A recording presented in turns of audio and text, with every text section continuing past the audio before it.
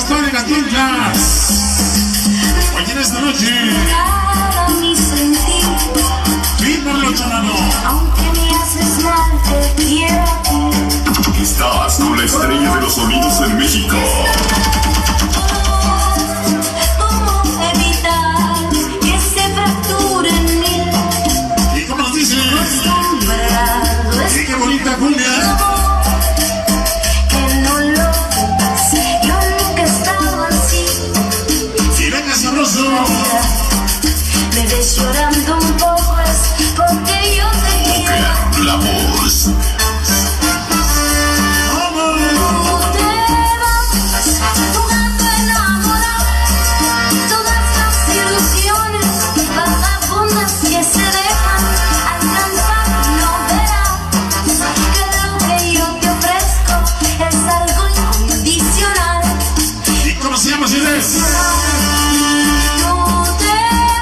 y qué bonita cumbia, mi novia. Ay, sí. Entre historias que nunca tienen final, te perderás dentro de mis recuerdos por haber hecho llorar.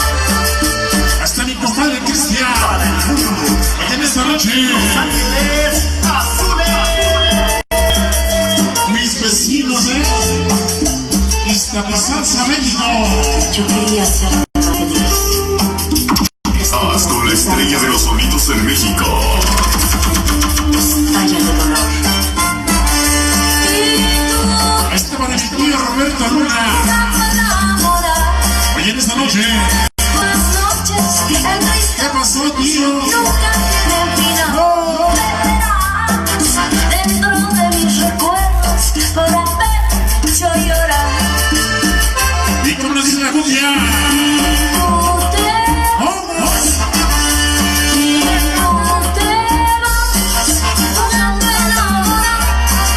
Todas las ilusiones vagabundas que se dejan alcanzar no verán. Pero lo que yo te ofrezco es algo incondicional. Hasta mi compadre Nieves, el famosísimo Nieves.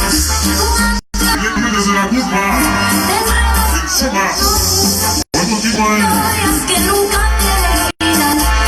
Estás con la estrella de los sonidos en México. Por haber hecho llorar. ¿Cómo dice? Iztapalapa, ¿Quién? con amor, Los Ángeles ¿Quién? Azules. Poker, la voz.